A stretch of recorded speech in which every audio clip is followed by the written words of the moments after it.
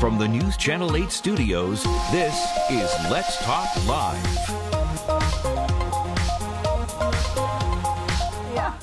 All right, so up first today, summer's going to be here in just the blink of an eye.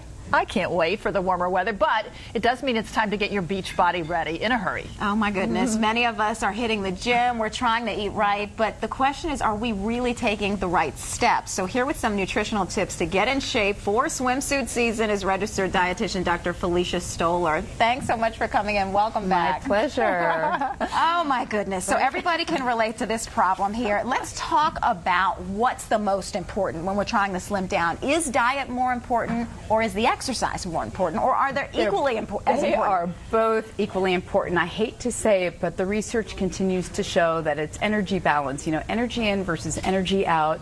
And even looking at the new dietary guidelines that came out, there are some tips I'm going to give today that are really based upon what the new guidelines just showed. So as far as what we need to be doing to get ourselves in shape. So exercise was included in that as well as certain types of foods that people seem to not get enough of in their diet. So we're going to talk about the foods today. We're talking about the foods First of all, are diets ever a good idea?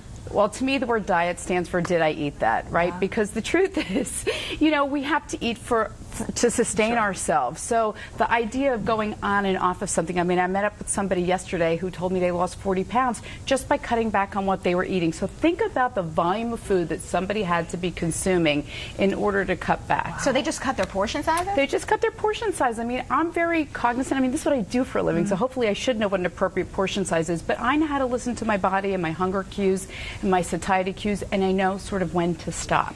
So snacking can be an important way to sort of make sure you're not over hungry at that next meal, so that you don't tend to overeat, because that's what happens for a lot of people, so they're overeating. And when you say snacking, you're talking about healthy snacks. Right. I'm not talking about like cakes and cookies. I'm talking about fruits and vegetables and whole grains and some you know, yummy foods that are, you know, part of what should be in your total diet, or your total dietary intake, I should say, throughout the day. Well, it looks like you brought some very yummy foods here. Yes, they look very healthy. So let's get started with your first tip. What is the first tip? Is eat better for you fat. So the dietary guidelines talked about eating foods that were sustainable. So Malaysian palm fruit oil is grown in a sustainable manner. That's this one here. That's this one here. It helps to improve your cardiac outcome as well. It helps to lower your cholesterol.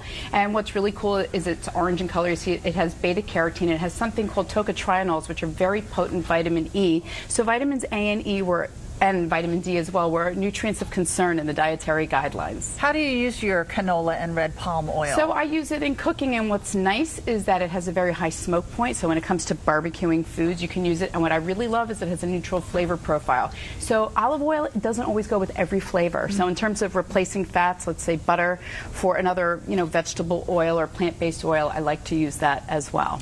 We had a chef on recently, and we were talking about olive oil, and that's what so many people are using, thinking that that's the healthier choice. But he says that when olive oil is cooked at high levels, it becomes unhealthy. Yes, correct. So I switched to a grapeseed oil. Yes. Is that a good choice? You can do that as well. Yes, absolutely. I actually use a whole variety of different oils in my home. I have different oils for different things, different flavor profiles, different types of uses.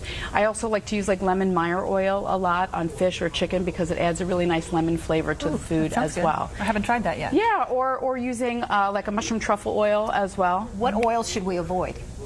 You should just really avoid things like, I don't want to like brand it, but like a Crisco, like a lard. You know, you just want to stay away from lard in terms of cooking. That is the type of fat that clogs your arteries. And butter. Butter is okay, in moderation. Okay. Now it's the margarine that's in question, right? Not the butter so much anymore. I mean, in an avocado. I was going to say, you've got another fat here.